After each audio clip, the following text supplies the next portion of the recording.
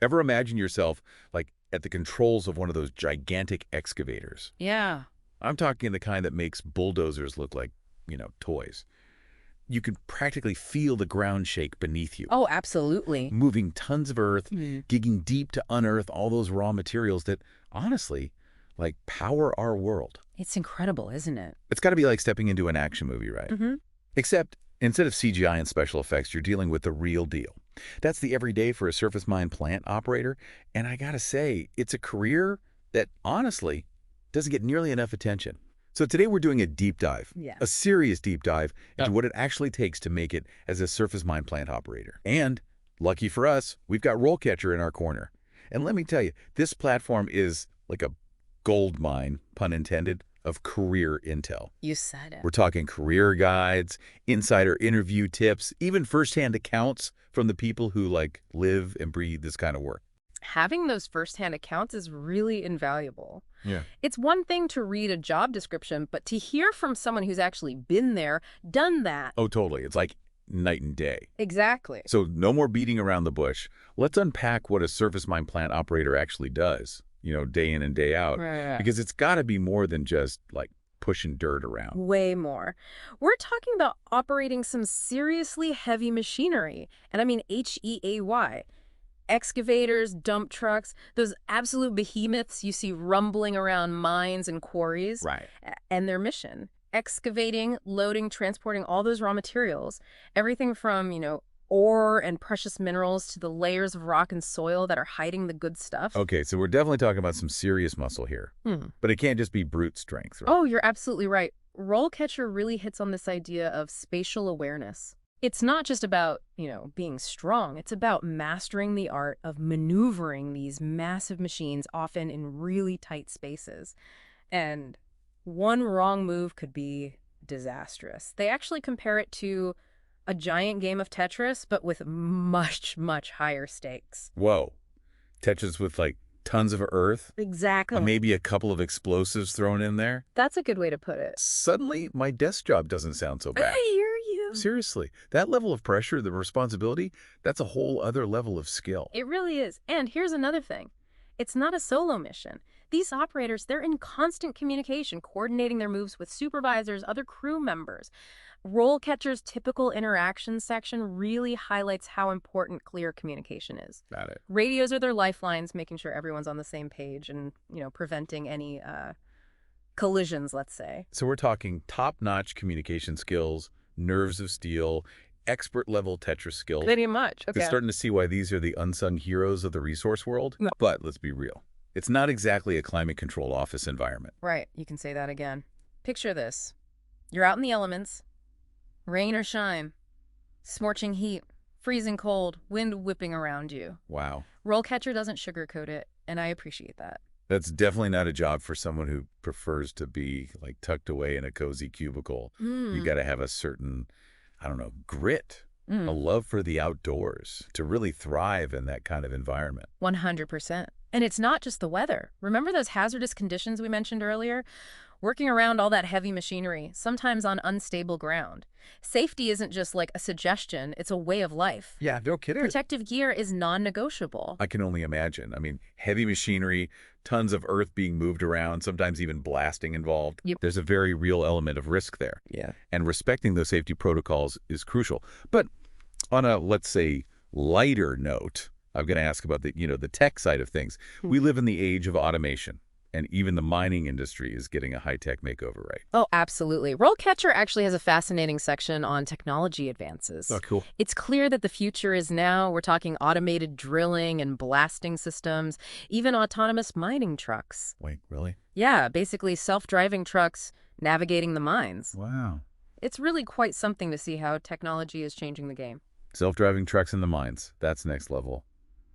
I guess even in a field as rugged as this one, you got to be a lifelong learner, always adapting to stay ahead of the curve. Precisely. And that actually leads us to the bigger picture, the industry itself. Okay, and how secure is the future for, any aspiring surface mine plant operators out there?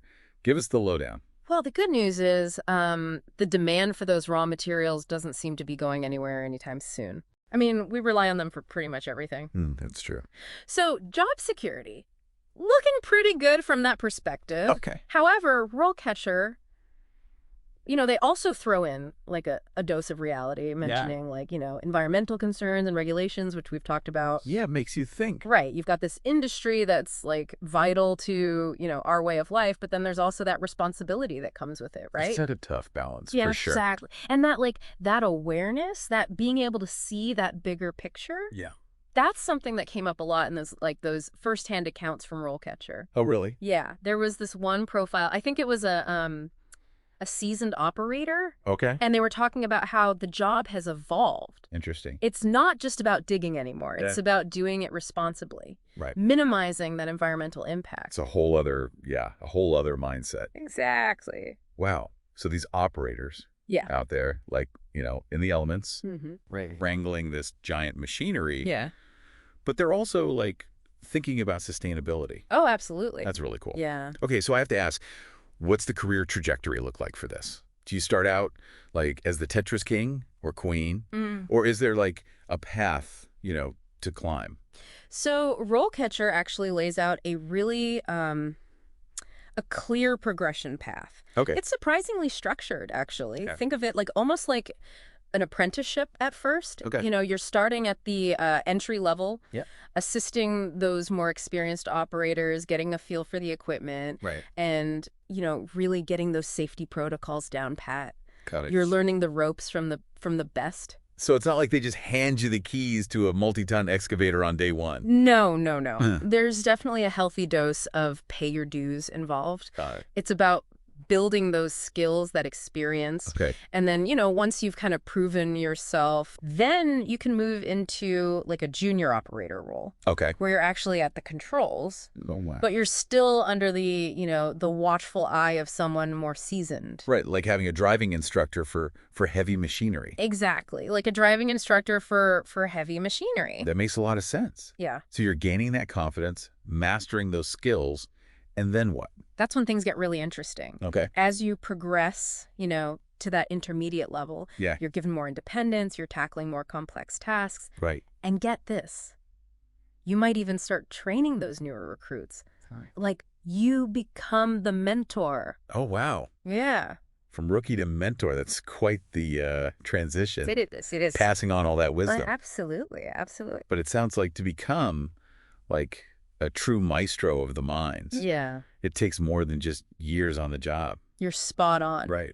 RoleCatcher, they really emphasize this, like this continuous learning as a cornerstone of, really making this a career. We're talking about, staying ahead of all that technology, Right. taking advantage of like training programs, especially those offered by the equipment manufacturers. Right. Maybe even getting involved in like industry associations, things like that. Yeah. Especially now with, all the advancements happening. Right. That ongoing learning is it's essential to really stay at the top. Right. So it's a career that really keeps you on your toes. Oh, yeah. Constantly learning, adapting, evolving. It is. That's got to be exciting in its own way. It is. It is. But let's get down to like the real nitty gritty here. Okay. The pros and cons of life as a surface mine plant operator. Yeah.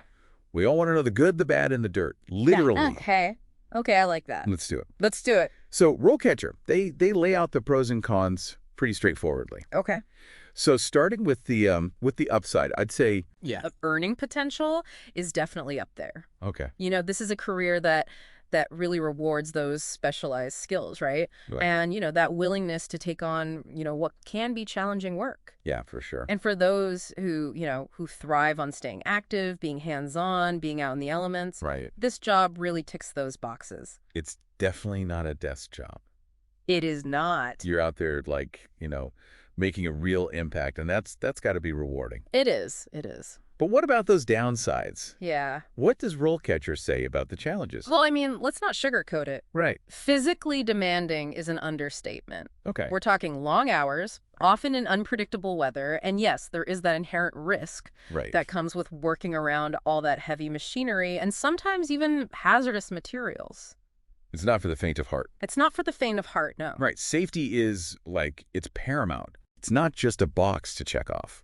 It's got to be in everything you do. It's got to be ingrained in you. Yeah. And then there's, the economic side of things. Yep. As with, many industries tied to those global markets, Yeah. there's always the potential for, for layoffs, especially during those economic downturns. That's a good point. Little reality check there. Yeah. So while there's this potential for, high earnings, job stability, you've also got to factor in those like external forces You do. that can impact the industry as a whole. Exactly. Yeah. It's about, weighing those factors Right. and deciding if those like truly align with, what you want out of a career. It's finding that sweet spot, right? Yeah. Where your skills and what you like doing actually line up with what's out there. I like that, finding that sweet spot. Yeah. And I think that's where those example profiles from RoleCatcher, Yes. they really come in handy Yeah. because they paint such a vivid picture of what it's actually like, to do this every day. Yeah, yeah. There's this one profile that really stuck with me, actually. Okay. It was this young woman, and she was, just starting out in her career. Okay. And she talked about how she always loved those brain-bending puzzles, Yeah. and operating an excavator felt like solving a giant real-world puzzle every single day. Wow, that's cool. Right. And it was her way of like combining that analytical mind Yeah. with, her love for like that hands-on work. That's awesome. And I Yeah. thought that was so cool. Yeah, and it highlights a good point that this isn't just about, maneuvering these machines. Mhm. It takes that technical skill, that awareness, the problem solving, the constant like need to learn, to adapt. You got it. It's a lot. It is. But here's something I've been kind of like turning over in my head as we've been talking. Yeah. We've mentioned the spatial awareness thing like a lot, right? Yeah. We have. As being like crucial for these operators. Yeah. But isn't that a skill that goes beyond just, this one career? 100%. Like, I don't know, surgeons. Mm? Surgeons need incredible spatial awareness, right? To like navigate the human body. Oh, absolutely. Architects designing these like crazy buildings, even like a chef arranging food on a plate. Yes. They're all using those same skills. It's like this, I don't know, like a hidden superpower or something, that you can take with you to all these different places. It really is. And it makes you think, what other skills that we might think of as niche, like maybe we develop them in one specific field. Right. What if they could actually be helpful, in other industries? Like take those problem-solving skills you honed, moving mountains, literally.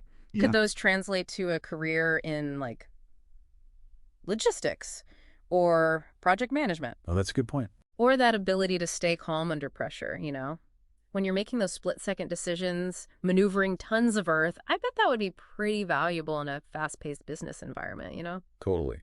It's like we get so focused on the job title itself that we forget to think about the actual skills we're building and how those could open up like a whole world of possibilities. We've got to think outside the box. Mm. Or I guess in this case, maybe like outside the mine. Exactly. And that's what I love about these deep dives. We started with a career that, honestly, most people probably don't think twice about. But the more we dug in, the more we found, Totally. the importance of being able to adapt, the way technology is changing everything, the need to keep learning, and like we were just saying, how those skills can be so transferable. It's like we struck gold, but instead of, actual gold, it's like knowledge.